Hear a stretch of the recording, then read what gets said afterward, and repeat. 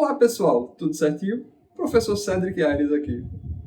Hoje eu gostaria de ler para vocês uma pequena passagem do livro Ditos e Feitos Memoráveis de Sócrates, escrito pelo Xenofonte. Esse é um livro muito interessante porque traz o Sócrates lidando com várias questões, especialmente questões práticas, de como conviver, como viver, como agir em sociedade durante o nosso dia a dia, durante o nosso cotidiano.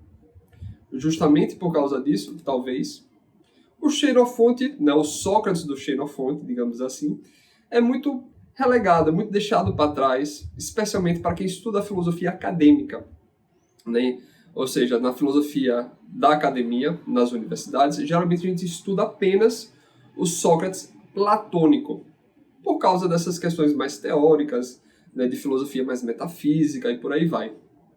Acontece muito que na academia, quando a gente estuda filosofia mais formal, a gente praticamente não vê o Sócrates do Xenofonte. A gente vê apenas o Sócrates do Platão, justamente por causa dessa ênfase maior nas questões da filosofia mais teórica, em detrimento da filosofia prática. Mas se a gente lê, por exemplo, os livros do Pierre Hadot, a gente vê que na filosofia clássica o aspecto prático sempre foi central e fundamental. Então acho que esse é um livro muito interessante porque, além da gente abordar essa temática da filosofia cotidiana, também a gente pode comparar os dois Sócrates, o Sócrates do Xenofonte e o Sócrates do Platão, para ver em que medida há com pontos de convergência ou divergência. E assim talvez a gente tenha uma noção melhor do que seria o verdadeiro Sócrates, o Sócrates histórico, Então, a passagem que eu gostaria de ler para vocês é a seguinte. Trata-se da temática a respeito dos jovens. Em que medida os jovens devem se envolver com a política? Em que medida os jovens devem começar cedo na política?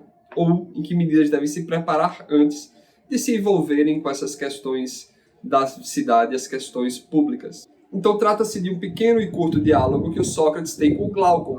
Sim, aquele mesmo Glaucon da República, o irmão de Platão. Então diz o seguinte, começa assim o diálogo.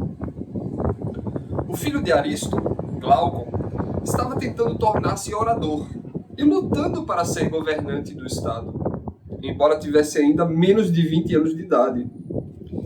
Nenhum de seus amigos ou parentes conseguia dissuadi-lo da ideia, ainda que visse a si mesmo arrastado do palanque e fizesse de si motivo de riso. Somente Sócrates, que se interessava por ele em consideração a Platão e a Cármides, filho de Glaucon, conseguiu dissuadi-lo. Numa ocasião em que o encontrou, deteve-o e conseguiu atrair a sua atenção com as seguintes palavras. Glaucon, decidiste ser o nosso primeiro homem do Estado? Decidi, Sócrates. Estou certo de que não há ambição mais honrosa no mundo. Com efeito, é evidente que se atingires o teu objetivo, te capacitarás a obter qualquer coisa que queiras, e terás os meios para ajudar os teus amigos, enaltecerás a casa de teu pai e exaltarás a tua pátria. Construirás tua fama primeiramente nacional, depois por toda a Grécia, e, possivelmente, como Temístocles, também nos países estrangeiros. Em todo lugar que fores, serás recebido como um homem de notoriedade. Ao ouvir estas palavras, Glaucon sentiu-se orgulhoso e, com satisfação, demorou-se mais com Sócrates, o qual perguntou-lhe na sequência. Glaucon, como aspiras granjear honras? Não parece óbvio que deves beneficiar o teu Estado? Com toda certeza.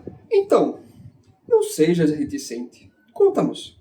Como pretendes começar a prestar os teus serviços ao Estado? Como Glaucon permaneceu mudo, aparentemente ponderando pela primeira vez como começar o seu governo, Sócrates disse: se quiseres aumentar os bens de um amigo, terias que tomar medidas de torná-lo rico. Assim, imagino que tornarias o teu Estado mais rico. Seria isso? Certamente. Não seria mais rico se contasse com a renda maior? Sim, presumivelmente. Então, diz-me quais são as atuais fontes de renda do Estado e no que totaliza. De certo, deves ter examinado essa questão. para aumentar o montante das que são deficientes e suprir as que experimentam carência. Pois eu, de certo que não, exclamou Glauco. Não examinei isso. Bem, se não te detivesse nisso, talvez possas nos informar a respeito de quais são os gastos do Estado. Certamente tensionas a cortar todos os custos excessivos? O fato é que até esse momento eu não tive tempo para me deter nisso. Oh, então pretendes adiar a ação que consiste em tornar o Estado mais rico. Pois como é possível cuidar da renda e dos gastos sem saber quais são? Bem, Sócrates, podemos fazer os nossos inimigos contribuírem para o nosso erário. Sim, sem dúvida, desde que sejamos mais fortes que eles. E se formos mais fracos, corremos o risco de perder o que o Estado possui? É verdade. Portanto, a fim de aconselhar o Estado quanto a que inimigo combater, será necessário conhecer a força de nosso Estado e a do inimigo em questão. De maneira que, se o nosso Estado for mais forte, podemos recomendar que decrete guerra e a trave. Mas, se for mais fraco do que o inimigo, poderíamos persuadi-lo a não levar a cabo essa empresa e acautelar-se. Está certo. Então, começa por dizer-nos qual é a força naval e militar de nosso Estado, em seguida dos nossos inimigos. Não, eu realmente não tenho condições de vos passar esses dados assim de cabeça, né? Bem, se fizeste a anotação, gostaria que apanhasses? De fato, apreciaria imensamente ouvir quais são esses dados. Mas devo dizer-te também que não disponho ainda de qualquer anotações a respeito. Então teremos, de momento, também que adiar o aconselhamento relativo à guerra. És novo em questões de poder e talvez não tenhas tido tempo de examinar tais grandes problemas. Mas, quanto à defesa do território, estou certo de que refletiste a respeito e saibas quantas garnições estão devidamente situadas e quantas não estão. Quantos guardiões são eficientes e quantos não são. E acredito que proporás reforçar as guarnições bem situadas e suprimir as supérfluas. Não, Poseus, procurei suprimir todas, já que o único efeito de mantê-las é o furto de nossas colheitas. Mas, se suprimires as guarnições, não achas que qualquer um se sentirá à vontade para nos roubar abertamente? De qualquer modo, fizeste uma viagem de expedição? Ou como concluíste que são mal mantidas? Bem, eu concluí por conjectura. Então esperaremos para proporcionar aconselhamento também acerca dessa matéria, quando realmente tivermos conhecimento, e não meramente concluir por conjectura. Talvez fosse o melhor. E no tocante às minas de prata? Estou certo de que não as visitaste, e, consequentemente, não podes informar por que a quantidade de prata extraída delas caiu? Realmente eu não estive nelas. Aquele distrito é considerado insalubre. De forma que, quando tiveres que aconselhar sobre o problema, essa desculpa servirá. Estás troçando de mim. Mas há um problema que estou certo de que não deixaste de examinar. Certamente calculaste por quanto tempo os cereais cultivados no território sustentarão a população e qual a quantidade necessária anualmente para que não possa ser pegado desprevenido se ocorrer, eventualmente, na cidade uma escassez e possas, ao contrário, vir em socorro da cidade e proporcionar-lhes o devido alívio, ministrando competentemente aconselhamento sobre a alimentação.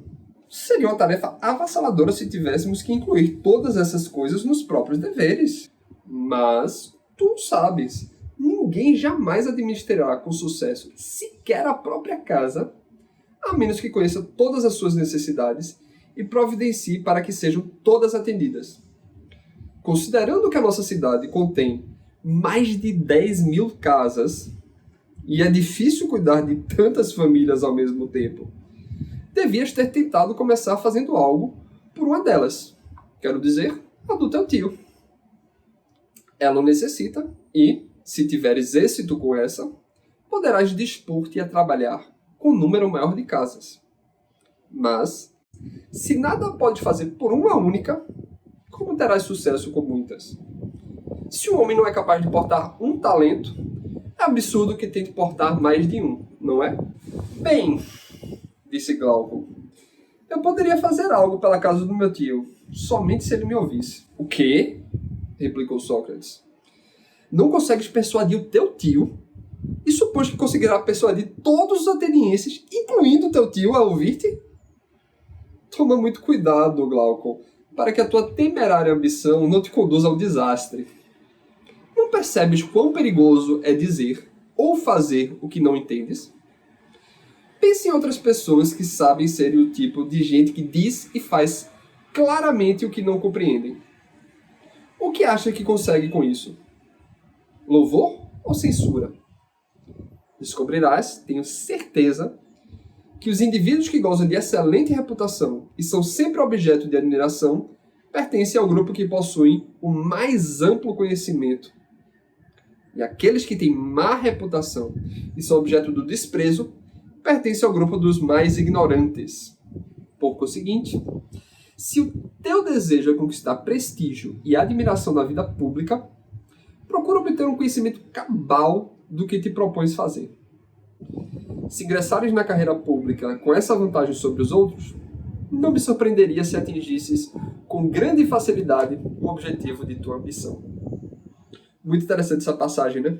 Um tema totalmente atual, né? Um tema que passa por todos os tempos, ou seja, esse afã juvenil, esse desejo, esse ímpeto juvenil de querer resolver todos os problemas da sociedade, de querer, né, se meter na vida pública, de fazer a sua vontade, de, né, comandar, de fazer com que as suas ideias, o seu mundo ideal se aplique e se resolva simplesmente pela ideia, sem saber exatamente como resolver os problemas, né? O desejo de resolver sobrepondo-se sobre a sua capacidade de resolver. Então a gente vê esse mesmo tema não apenas nessa passagem do Xenofonte, mas a gente vê isso aparecendo muito nos diálogos de Platão. A gente vê isso, por exemplo, no diálogo do Alcibíades, nessa ideia de que a gente deve primeiro cuidar de si, primeiro nos melhorarmos para depois atuar na vida pública. A gente vê no Platão essa temática de que o conhecimento é necessário para a ação. A gente vê na República, por exemplo, né, que o filósofo deve primeiro se estruturar, ter 30 anos de preparo e educação, 35 para ser mais exato, para só depois ingressar na vida pública, ainda como aprendiz, até que ele esteja plenamente formado e possa, de fato, né, liderar aos 50 anos de idade, no mínimo. Há em outros diálogos também essa mesma temática, né, do autopreparamento, do autoaperfeiçoamento antes da atuação na vida pública, especialmente com os jovens, especialmente com aqueles que estão começando. O Carmedes também é um outro exemplo desse. Então, o que é que vocês acham? Acham que os jovens devem se envolver na política? Ou acham que eles devem se preparar primeiro? Acham que o Sócrates tem alguma razão nessa posição que ele coloca? Ou acham que devemos todos começar a se meter na política e a tomar decisões e a propor ideias no certame público desde, 16 anos de idade, desde que seja legalmente possível fazê-lo? Tá bom, gente? Então, se gostaram do vídeo, deixa um comentário aí. Se quiserem que eu leia outras passagens do Xenofonte, também avisem aí que a gente lê e faz alguns comentários, tá bom? Então, um abraço e até a próxima. Tchau, tchau.